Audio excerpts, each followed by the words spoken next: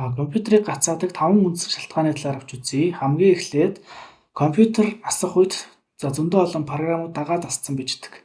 Тэгэхээр энэ жагсаалтаас харж агаад шаардлагагүй програмуудыг энэ жагсаалтаас авч явах хэрэгтэй. За яаж энэхүү програм жагсаалтыг харах вэ гэхээр компьютерийнхаа Windows-ийн хайлтын хэсэг дээр Task Manager гэж бичнэ. За эсвэл keyboard-ноос Ctrl Alt Delete гэдэг дарангуудаа Task Manager сонгоод оржуулна. За Task Manager-ыг нээсний дараа зүүн талын цонхноос Startup Apps гэсэн процесс байгаа. Энэ рүү оронгууд за таны компьютер дээр ажиллаж байгаа програмуудын жагсаалт гарч ирнэ. За энэ дээрээс өөрт шаардлагагүй буюу одоо компьютерыг асангууд л бэлэн байх шаардлага ерөөсөй байхгүй юм програмууд байвал та хэд маань disable хийж өгдөг гэсэн үг. За энэ статусын дор enable гэж байвал энэ програм маань компьютерыг асангууд дагаад бэлэн болж байгаа гэсэн. Та магадгүй нэг хэрэгэлдэг байж болно эсвэл хэрэгэлдэггүй байж болно гэсэн.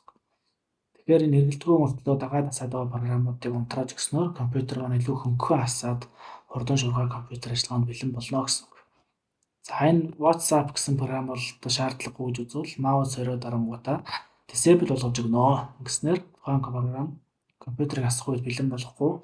Зөвхөн та өөрөө програмыг ажилуулъя ашиглая гэд тухайн програмыг нээх үед асч бэлэн болно гэсэн үг. За эндээс жагсаалтаа шалгах хэрэгтэй. Хоёрдугаарт компьютерийн C диск дүүрсэн байдаг.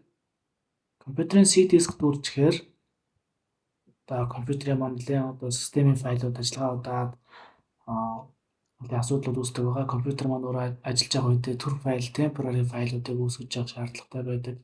Тэгэхээр тэр нь дүүрээд C дүүрээд ирэхээр темп файлаа үүсгэж чадахгүй гэх мэт нэлээд асуудал гардаг байгаа. Нэлээд буцаадаг. Тухайн програмууд нь одоо ингээд гүйцэд ажиллагаагүй нээцсэн мөртлөө бас нэг дутуу ажилладаг. За тэгэхээр энэ C диск маань дүүрсэн байна уу? Дүүрээд ирэхээр бүр улаацсан байж байдаг. За ер нь бол нэг 20%-аас илүү сул зайтай байх зөвлөдөг байгаа. Тэгэхээр 240 ГБ зайтай гэж бодвол 50 ГБ орж ингээс бол хамгийн багтаал 50 ГБ сул байх хэрэгтэй гэж зөвлөдөг. За ингээд энэ C диск маань ингээд дүүрээд байвал хаанаас эхэлж устгах вэ гэхээр энэ downloads руугаа том файлуудаа устгажуулна. Энэ desktop буюу дэлгэцэн дээр том файлуудыг устгаж цэвэрлэж болно.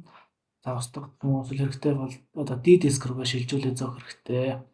За picture, music, video болон зураг бичлэгүүд байвал бичлэгүүд нь лекц ажилладаг. Тэгэхээр энэ дотор видеос дотор бичлэгүүд байгаа бол одоо D рүүгээ сайхан хуулаад суллаад цөлж одоо зай гаргаад өгөх хэрэгтэй. За мөн энэ recycle bin буюу хавьяа сав руугаа орж байгаад энэ хэрэгтэй файл, хэрэггүй файлууд ер нь хэрэггүй файлуудаа хавьяа сав руу хийдэг байгаа. Тэрний хараад дахин ажиллагаад хэрэггүй бол сайхан цэвэрлээд empty болгоод өгөх хэрэгтэй, цэвэрлээд өгөх хэрэгтэй. За дараагийн буюу 3 дугаар шалтгаан нь бол компьютерийн RAM дүүрсэн асуудал.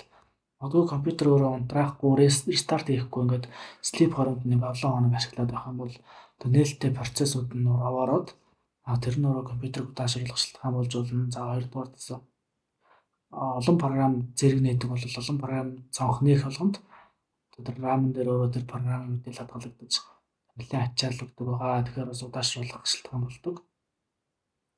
За memory бол ер нь RAM маань одоо хамгийн багтаа ер нь 8 ГБ-аас ер нь эхэлж байвал зүгээр ингээ хэрэглэнтэл 8 ГБ бол болно гэж үзээд за нэг хэд хэдэн програм зэрэг ашиглах шаардлага гардаг бол 16 та RAM түүнээс дэш байвал ер нь зүгээр гэж үздэг.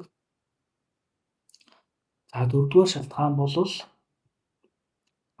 компьютерийн маань дисктэй холбоотой. Диск нь магадгүй хуучин HDD диск гэж байдгаас одоо хэрвээ HDD дисктэй байвал нэлээд удаан ажиллагаа удаан болчдөг. За тэрийг шалгахыг бол бас Task Manager руу орж байгаа. Тэгээд performance хэсэг рүү ороод disk гэж очингууд энэ SSD-г харагдаж байгаа.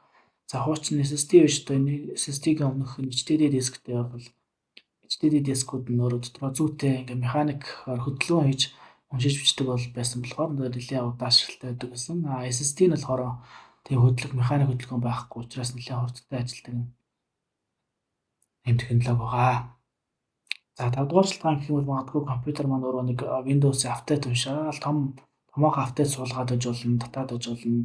За антивирус скан хийгдээд иж болно. Эдгээр шалтгаанууд бас явж байгаа үгүй гэдгийг шалгаад байвал зүгээр. За вирусны магадгүй бас компьютер өөрөө вирустай цаанаа сэжигтэй файл ингээд хортой файл ажиллаад хамгийн өөрөө мдэггүй байхад давхар ажиллаад байж болно. Тэгвэл энэ Quick Scan Windows Security Virus Threat Protection руу ороод энэ Quick Scan-дараа шалгаж болно. За эдгээр зөвлөмжүүдийг та бүхэн шалгаад компьютер дадаг цаадаа бол бас туршаад цалгаад үзээрэй. За баярлалаа.